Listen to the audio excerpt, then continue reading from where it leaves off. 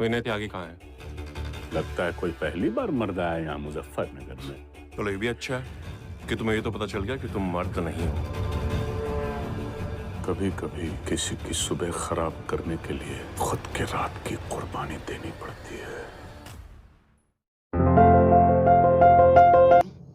मैं तुम्हारा विश्वामित्र हूँ और तुम मेरी मेनका हो। मेनका बन के मुझे रिझाओ मुझे। मैं हूँ तुम्हारा विश्वामित्र।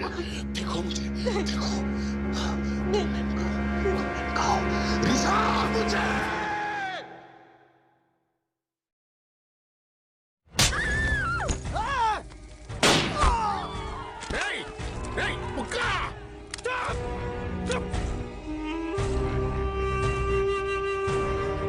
ठीक कहती है काकी,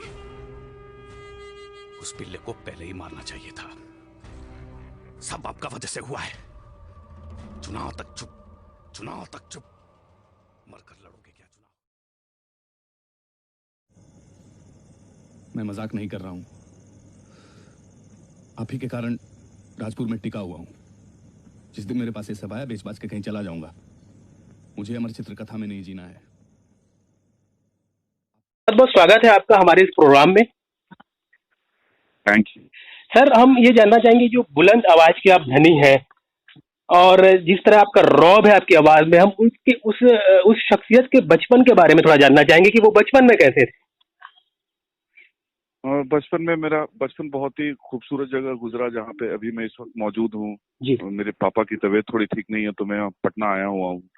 अभी ये एरिया पूरी तरह से डेवलप हो चुका है, पर पहले चारों तरफ बहुत सुंदर तालाब थे और पेड़ थे और बागीचे थे, जंगल थे थोड़ा आगे जाने पे।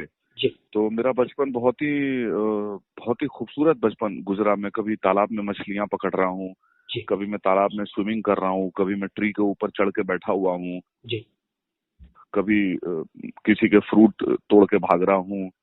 तो इस तरह का बचपन मेरा रहा और बहुत ही एक्शन पैक्ड मैं कहूँगा कि मेरा बचपन रहा।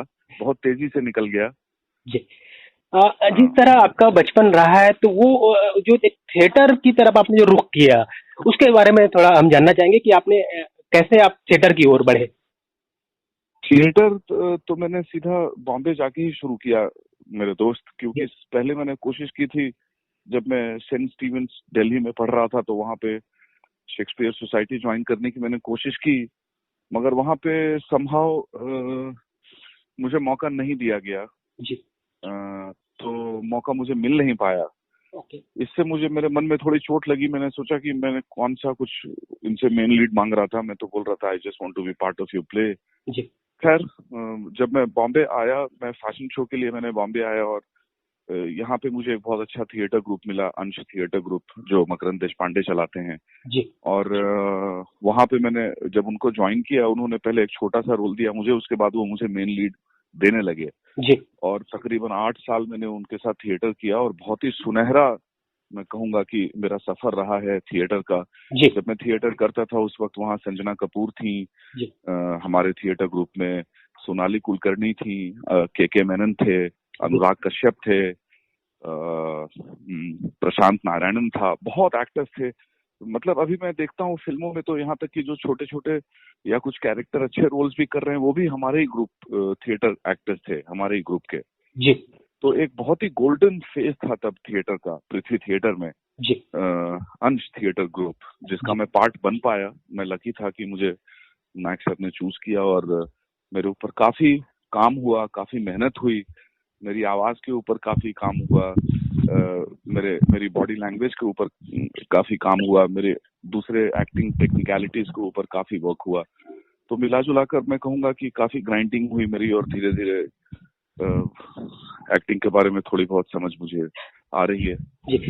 जैसा कि आपने बताया अभिमन्यु जी कि आपने 8 साल थिएटर किया, तो जाहिर है कि भाई किसी भी एक्टर के लिए थिएटर जो है बहुत मायने रखता है। आपकी जो जर्नी रही उसमें आप क्या मानते हैं इस चीज को?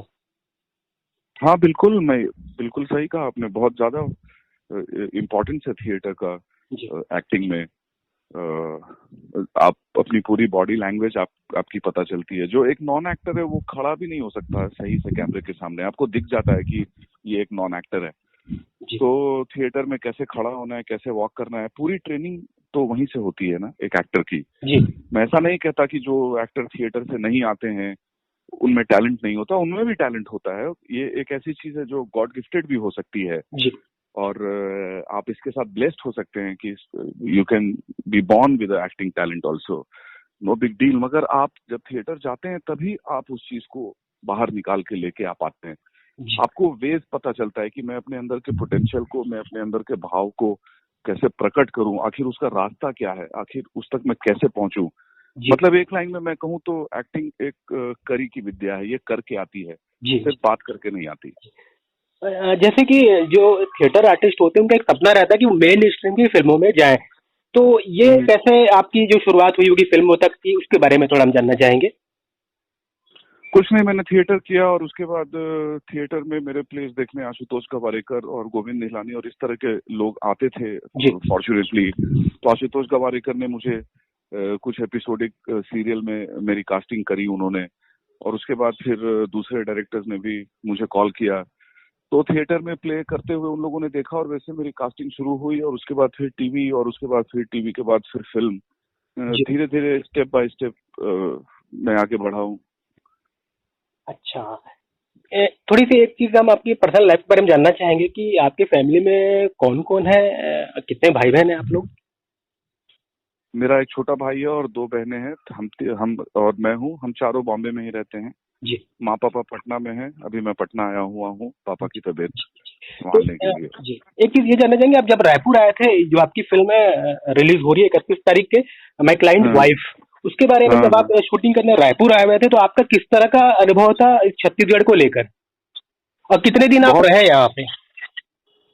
मैं बहुत कम दिन रहा, मैं सिर्फ 2 दिन के लिए वहां पर था, पर बहुत अच्छा, बहुत प्लेजेंट माहौल लगा मुझे। वहाँ के लोग अच्छे लगे और चारों तरफ का माहौल मुझे बहुत अच्छा लगा, और पोल्यूशन कम था और क्लीनलीनेस मेंटेन की गई थी। तो मैं कहूँगा कि बहुत अच्छा एक्सपीरियंस रहा मेरा वहाँ पे।